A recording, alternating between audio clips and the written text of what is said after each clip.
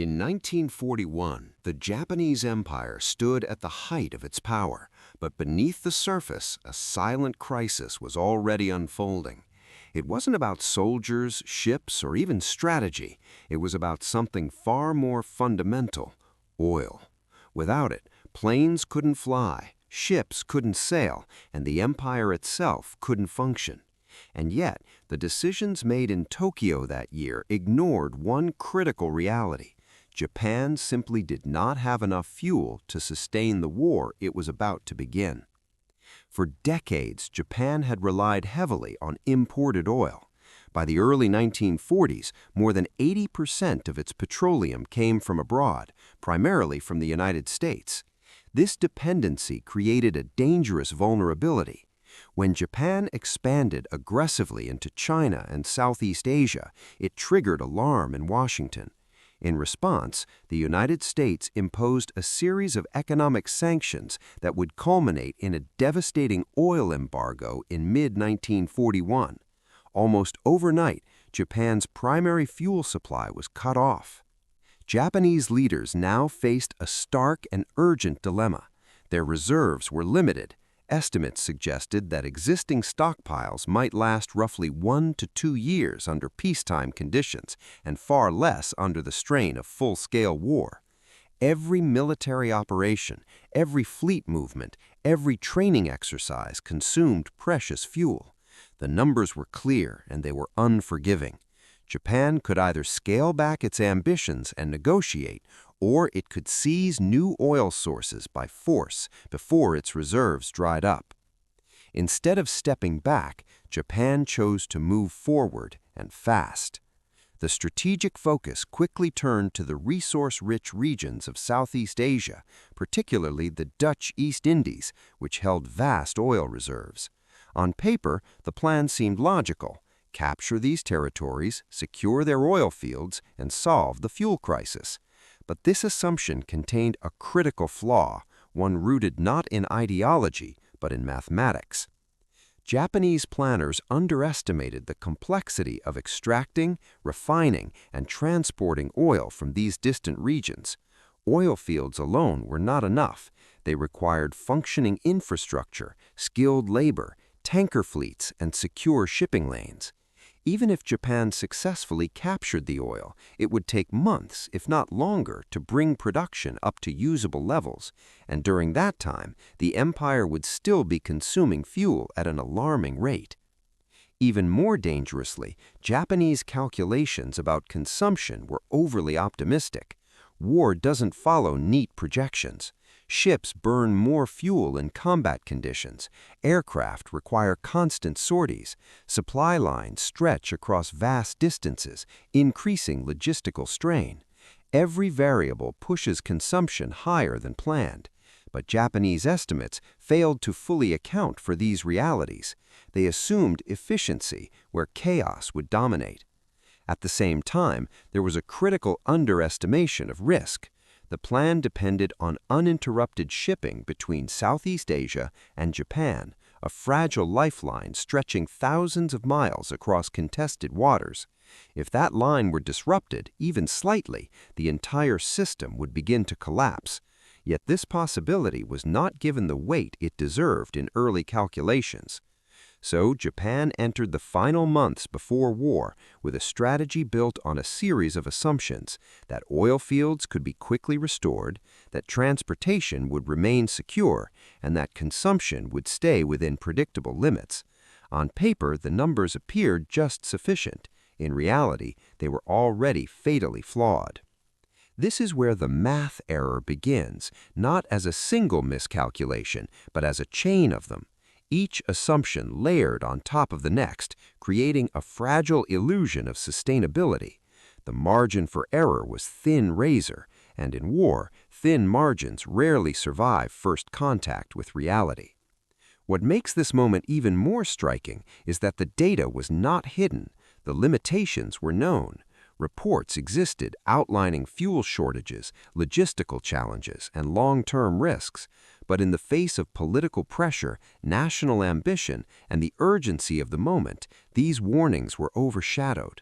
decision-makers prioritized immediate action over long-term sustainability. As 1941 drew to a close, Japan stood committed to a course that would soon ignite the Pacific War. The empire had chosen expansion over restraint, speed over caution, but beneath that bold decision lay a quiet, inescapable truth. The numbers did not add up, and once the war began, there would be no time to correct them. By late 1941, as Japan moved closer to war, there was one man who understood the true scale of the risk better than most. Isoroku Yamamoto was not just a naval commander. He was a strategist who had studied the United States closely. He had lived there, observed its industry, and understood something many in Tokyo either ignored or underestimated. America's industrial capacity was overwhelming, and once fully mobilized, it would be nearly impossible to defeat. Yamamoto's warnings were not vague or cautious, they were precise, almost mathematical. He reportedly stated that Japan could run wild for 6 months, maybe a year, achieving rapid victories across the Pacific. But beyond that window, he had no confidence, none. The reason wasn't morale or tactics, it was logistics, especially oil. He understood that Japan's entire war plan depended on a race against time. The empire needed quick, decisive victories to secure resources and force a negotiated peace before its fuel reserves ran out. Every operation, every expansion, every battle had to fit within this narrow time frame.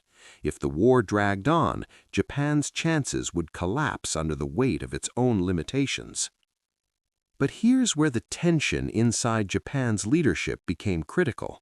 Not everyone agreed with Yamamoto, or rather, not everyone was willing to accept the implications of what he was saying. His analysis pointed to a harsh conclusion. Japan should avoid a prolonged war with the United States at all costs. Yet politically and militarily, Japan was already committed to expansion. Backing down would mean losing face, influence, and potentially control over its growing empire. So instead of changing course, Japan adjusted its strategy to fit the warning. If time was limited, then the opening move had to be devastating. This thinking led directly to the planning of the attack on Pearl Harbor. The goal was simple in concept, but enormous in scale.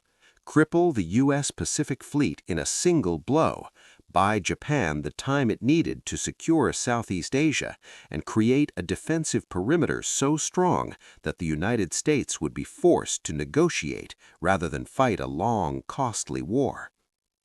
On paper, it seemed like a solution to the time problem Yamamoto had identified.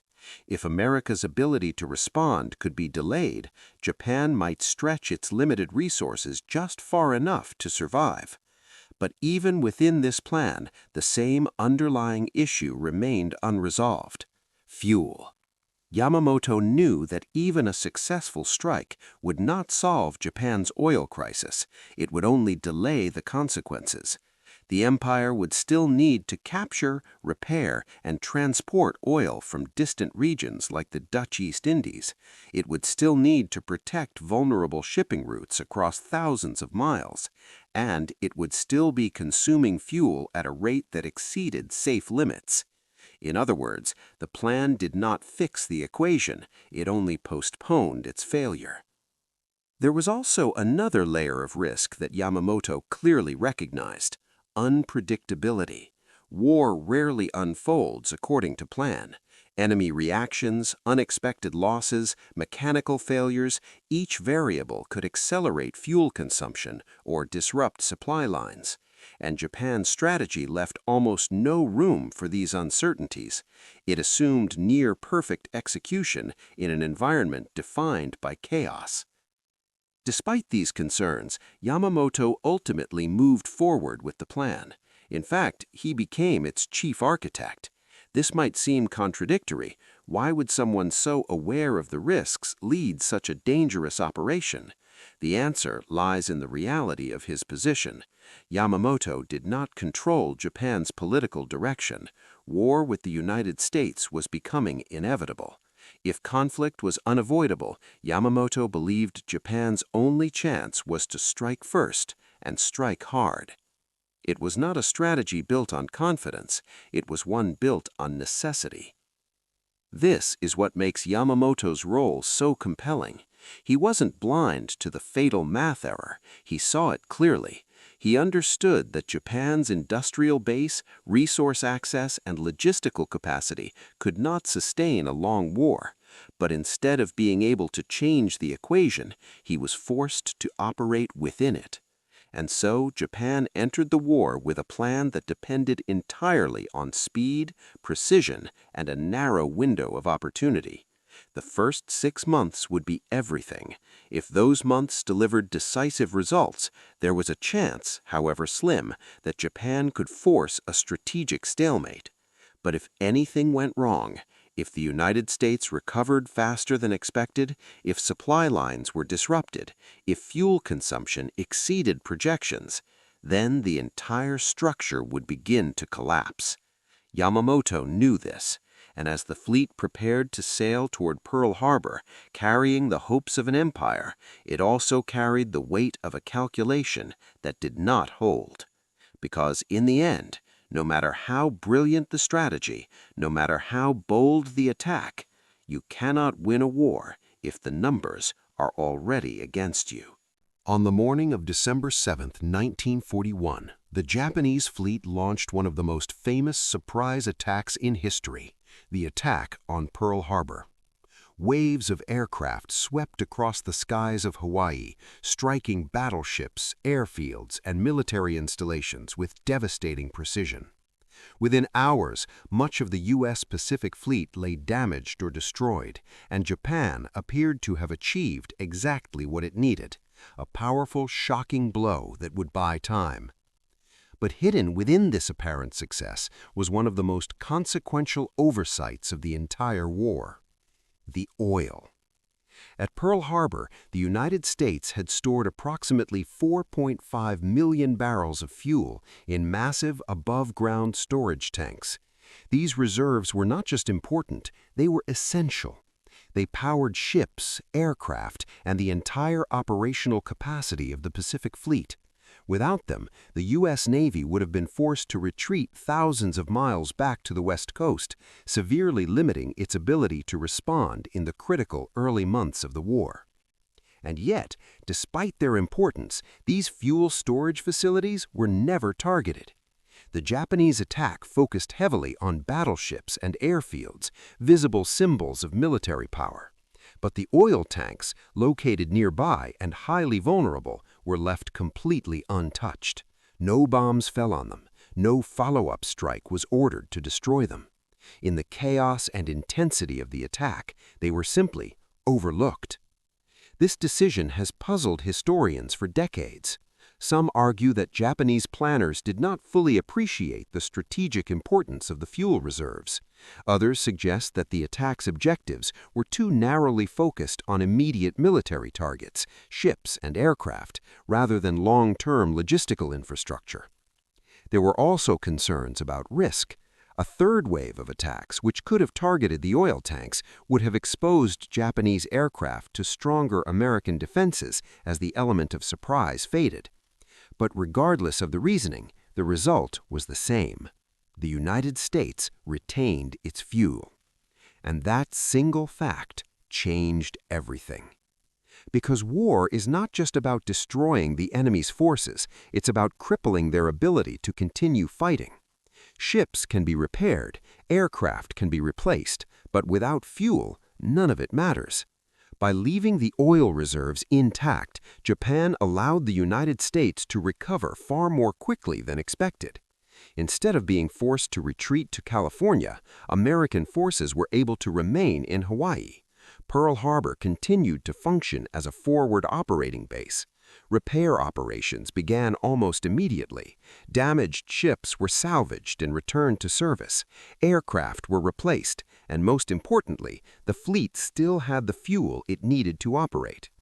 This meant that Japan's carefully calculated window of advantage, the 6 to 12 months Yamamoto had warned about, began to shrink almost immediately.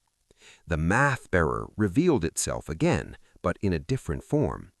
Japanese planners had calculated the damage they could inflict on enemy forces, but they had not fully calculated the resilience of the systems supporting those forces.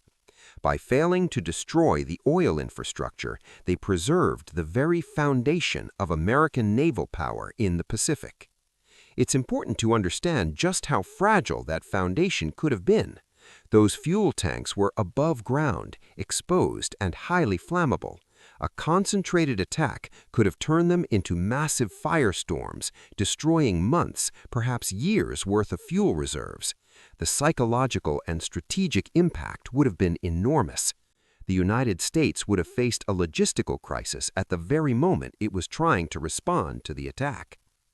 Instead, the tanks stood untouched. And as American commanders assessed the damage in the hours and days that followed, they quickly realized something critical. Despite the losses, they still had the means to fight back. In war, small decisions can have massive consequences. A missed target, a delayed strike, a choice not to act. At Pearl Harbor, the absence of one decision, the decision to destroy the oil, became one of the most important factors in shaping the course of the Pacific War. Japan had delivered a powerful blow, but it was incomplete. And in that incompleteness, the balance of the war quietly began to shift. Because while battleships burned and smoke filled the skies over Hawaii, the fuel that would power America's response remained safe, waiting, and ready to be used. And Japan, without realizing it, had just given its enemy exactly what it needed most: time, mobility, and the ability to recover. In the months that followed, this single oversight would echo across the Pacific. Every American counterattack, every repaired ship returning to sea, every carrier task force pushing westward, each depended on the fuel that survived that day. What was not destroyed at Pearl Harbor became the foundation of everything that came next. And in war, what you failed to destroy can be just as decisive as what you do. After Pearl Harbor, Japan had achieved a stunning tactical success, but the empire's deeper problem, its lack of fuel, remained unresolved. Across the vast Pacific, the lifeline connecting Japan to its newly conquered territories in Southeast Asia became the most critical and vulnerable part of the war effort. Japan could seize the oil fields of the Dutch East Indies, but controlling them was only the first step. Transporting that oil across thousands of miles of open ocean required an extensive tanker fleet, one that was both limited in size and exposed to enemy attacks. The United States recognized this vulnerability almost immediately. Submarines, which had long been underestimated by Japanese planners, became a silent and deadly threat. American submariners patrolled the Pacific, targeting oil tankers, cargo ships, and supply vessels. Each successful attack not only reduced the flow of fuel, but also forced Japan to reroute convoys, slow down shipments, and dedicate scarce resources to protecting its supply lines. Every sunken tanker was more than a lost ship. It was thousands of barrels of fuel removed from Japan's calculations, tightening the noose around the empire's operational capacity. The math that Japanese planners had relied on failed to account for these disruptions. Even if oil fields were captured intact and production restored, getting it home was far more dangerous and time-consuming than expected. Convoys moved more slowly, losses mounted, and consumption continued unabated. The calculations that once seemed sufficient began to unravel under the pressures of real war. Meanwhile, American codebreakers and intelligence efforts further amplified the impact. By anticipating shipping routes, submarine patrols could strike with deadly efficiency. Tanker after tanker fell victim to torpedoes, often before they had even reached Japan's home islands. Every loss created a ripple effect. Fleets had to operate with less fuel, training exercises were curtailed, and operational reach shrank. Japan's naval operations, which had once seemed unstoppable, were increasingly constrained by a simple yet devastating fact: there wasn't enough fuel to support their ambitions. This shortage influenced major battles across the Pacific. Aircraft carriers were forced to limit sorties, battleships could not sail at full speed, and essential resupply missions became dangerous gambles. The Empire's rapid early victories began to slow, and logistical strain grew more visible with every passing month.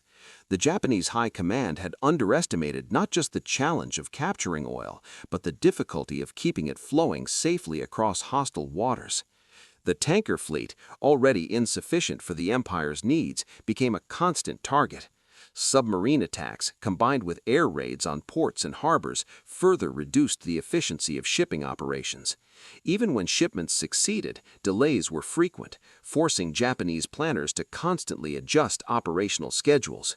The Empire's ambitious plans for expansion in the Pacific, which had once seemed achievable in 1941, were now being systematically constrained by a logistical reality they could neither ignore nor fully overcome. In many ways, the U.S. submarine campaign was a war fought entirely on numbers. Each tanker destroyed was a reduction in Japan's operational capacity, a tightening of the fuel bottleneck that would ultimately dictate strategy. While naval engagements and air battles drew headlines, the silent war against tankers quietly shaped every decision. By mid-1942, the consequences of this disruption were undeniable. Japan's fleets, though tactically impressive, could not maintain the pace required for sustained campaigns.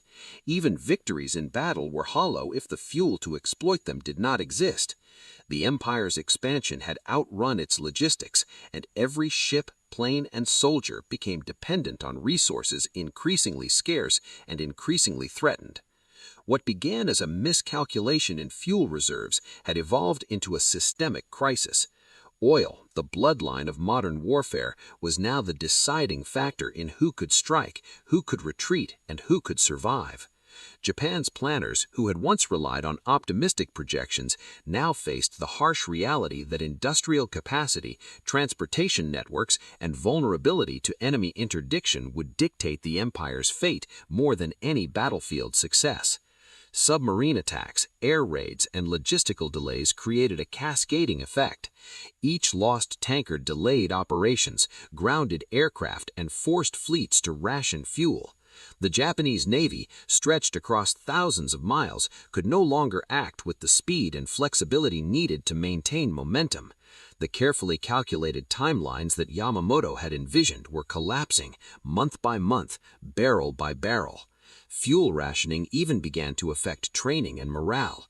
Crews faced long stretches with limited operational drills, aircraft squadrons were grounded, and fleet commanders had to constantly weigh fuel availability against tactical decisions. Every mission became a calculation, a compromise between ambition and reality. The relentless pressure of disrupted supply lines, combined with overextended logistics, would continue to shape the war for the Japanese Empire, proving that in modern conflict, industrial and logistical strength often determines victory long before the first shot is fired. Even the most brilliant strategies and boldest victories cannot overcome the hard arithmetic of resource scarcity, and for Japan, that reality would prove to be a decisive factor in the Pacific theater. By 1943, the effects of Japan's fuel shortage were becoming impossible to ignore. Battleships sat idle, aircraft were grounded, and naval operations slowed to a crawl. What had begun as a distant logistical concern had transformed into a strategic crisis that dictated the pace of the war. Japan could still fight, but it could no longer fight on its own terms. Every offensive maneuver, every fleet deployment, and every training exercise was now constrained by a single unyielding factor: how much fuel was available at any given moment. The consequences were stark. During critical battles, including the Battle of Midway and the subsequent Solomon Islands campaign, Japan often could not fully exploit tactical victories. Ships were forced to retreat prematurely. Aircraft carriers had to limit sorties, and essential reinforcements were delayed. Commanders had to make impossible choices, deciding between sending a fleet to engage the enemy or conserving fuel for the next operation. These compromises weakened the empire's ability to respond effectively, even when opportunities presented themselves. At the same time, American industrial capacity continued to grow unchecked. Every tanker sunk, every refinery protected, and every barrel of oil delivered allowed U.S. forces to operate with increasing freedom. By contrast, Japan's once formidable fleet was now tethered to fragile supply lines, increasingly under threat from submarines and air attacks. The empire's strategic options narrowed with each passing month, revealing the stark reality Yamamoto had warned about. Japan could not sustain a prolonged conflict with the United States. The fuel shortage also had a profound impact on Japan's industrial production. Factories slowed, repair operations lagged, and warship construction was hindered by limited resources. Even when raw materials were available, transportation bottlenecks meant they could not reach the front lines in time. This created a cascading effect, where logistical constraints directly shaped battlefield outcomes. Industrial output was no longer just a measure of potential, it became a limiting factor in real-time strategy, dictating which operations were even possible. By late 1944, Japan's strategic situation had deteriorated beyond recovery. Naval operations were increasingly defensive, and fleets could no longer venture far from home ports. Aircraft were grounded for lack of fuel, supply convoys became easy targets, and the empire's ability to influence the course of the war diminished with each lost shipment. Even isolated victories became meaningless when the forces involved could not be reinforced or resupplied. Commanders were forced to make painful decisions, often prioritizing which units could fight and which would be left to wither due to fuel shortages. The consequences of this shortage were felt on multiple levels. Operational flexibility was gone, forcing Japan into reactive rather than proactive strategies. Morale among crews declined as missions were canceled, aircraft were grounded, and ships remained in harbor for extended periods. Strategic planning became a constant exercise in triage, where leaders were forced to weigh the immediate tactical needs against long-term survival. Every choice was limited by what fuel was available and how it could be allocated, effectively putting the empire's ambitions on hold. Ultimately, Japan's defeat in the Pacific was not solely determined by combat losses or tactical failures. It was shaped by a fundamental reality. Industrial capacity, resource availability, and logistics ultimately dictated the strategic outcome. One fatal miscalculation in 1941, the underestimation of fuel requirements, tanker vulnerability, and logistical complexity, had set the empire on a path that could not be reversed. Every battle, every campaign, every fleet movement became constrained by the arithmetic of scarcity. By the war's end, the once mighty Japanese Navy had been rendered largely immobile. Aircraft carriers had been destroyed or grounded, and the empire's ability to project power was gone. The decisive factor had never been courage, leadership, or battlefield heroics. It had been oil. The math that Japan had miscalculated in 1941 proved to be the single most decisive factor that determined the fate of an empire across the Pacific. Even today, historians look back at Japan's Pacific campaign as a stark lesson in strategic planning. Bold attacks and brilliant tactics cannot overcome fundamental shortages in critical resources. For the Japanese Empire, the lack of fuel became the silent killer, a persistent and unrelenting force that dictated the empire's rise and fall across the vast expanse of the Pacific. The failure to secure sufficient fuel, combined with the vulnerability of its supply lines, transformed early wartime advantages into long-term liabilities. Every bold plan, every daring operation was ultimately constrained by this invisible, immutable limit. From the skies over Midway to the waters of the Solomon Islands and beyond, Japan's limitations were apparent to those who knew where to look. While the world focused on battleships and carriers, the real battle was being fought over tankers, barrels, and supply chains. Without fuel, planes could not fly, ships could not move, and strategies became theoretical exercises rather than practical solutions. In the end, the story of Japan's defeat is a story of numbers and logistics as much as it is of courage and combat. It illustrates that in modern war, even the most powerful forces are bound by the hard arithmetic of resources. And for Japan, the math error of 1941, the failure to fully account for fuel needs and logistical realities, proved to be the single most decisive factor that determined the fate of an empire across the Pacific.